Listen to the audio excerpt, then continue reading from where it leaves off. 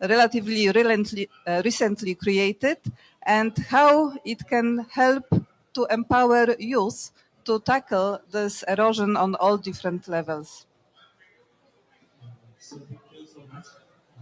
Hello everyone, I'm Omio. I'm from Bangladesh. Before starting about the US CCDU strategy, let's share my story first. So I'm coming from Bangladesh.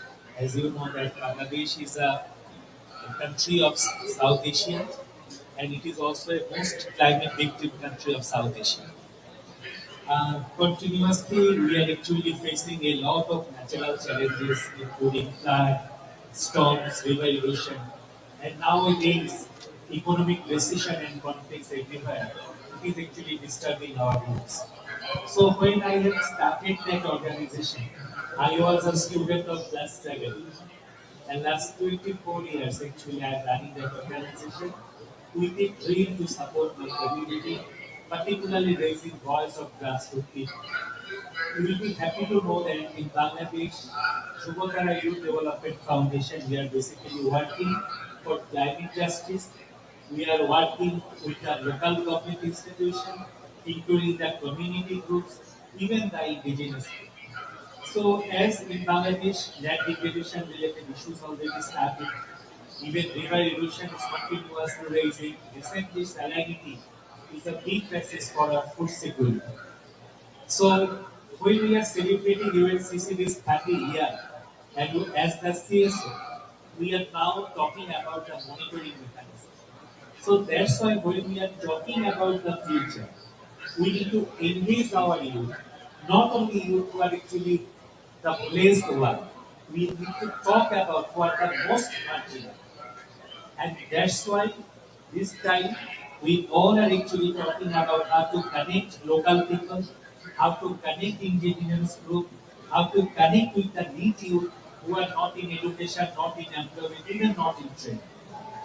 In Bangladesh, recently we have started a project with the support of USAID, and we are trying to start private school. Even we are educating local groups about the different issues, including the desertification, including the different kind of agroecology related issues. Even now we are working most critical climate locations, which at the maximum time facing different kind of natural calamities nowadays. So we are struggling. But the reality is, as my previous speaker already mentioned, that the economic issue is a big issue. Our youth are doing fantastic work in different countries. They are doing voluntary activities. But truly, when we are talking about localization, still our donor funds don't get it to the local level organization. That is a big challenge. If we want to really ensure our proper future with our the targeted mandates, we need to focus more local level interventions. That's why community-led approaches and particularly youth-led action need to be key with the youth lens, which is very important nowadays. Let's talk about UNCCD youth strategy. I will be a little bit bookish because it is just launched with couple of months before. But that is the also a proud moment that now UNCCD have a youth strategy. In last COP15, basically parties have adopted a decision where UNCCD have actually think about making a strong strategy, how to effectively can engage our youth. So in the youth strategy, particularly three pillars is very important. Number one, we already seeing that youth caucus is already working.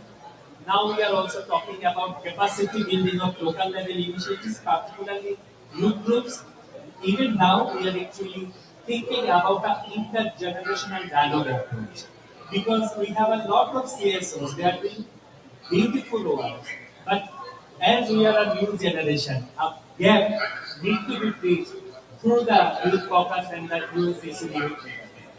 So under that mechanism, under that strategy, it's not only a roadmap, it is basically a commitment of UNCCD, of parties, because now we are want to see not only a commitment, now more realistic, more reality, more intervention in field, because we are already too late.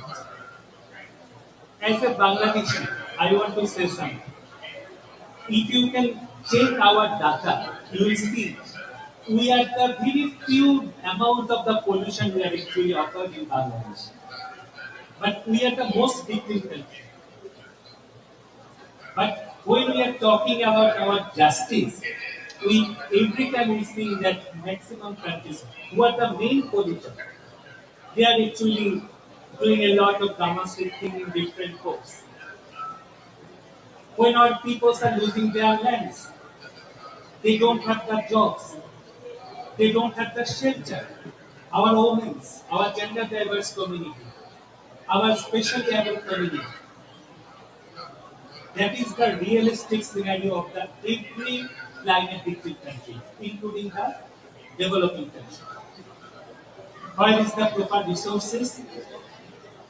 Why not? In the last 30 years, we can be under a common platform. So we need to revisit previous our footprint when we can look into our future.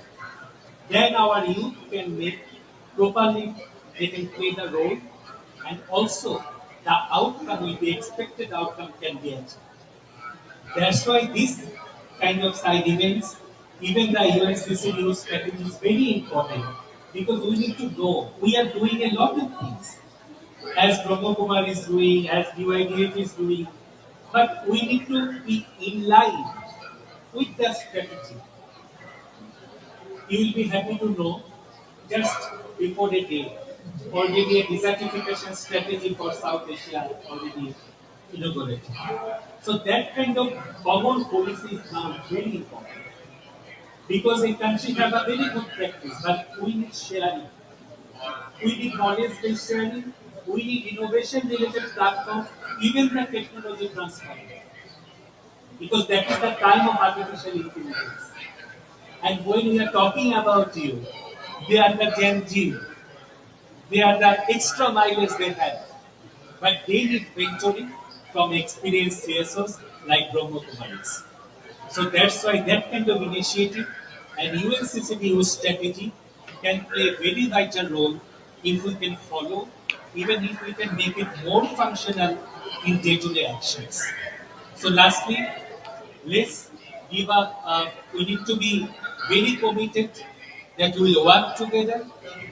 And also, I want to ask for global coalitions, sharing common resources, knowledge, including the technology. Otherwise, it cannot survive.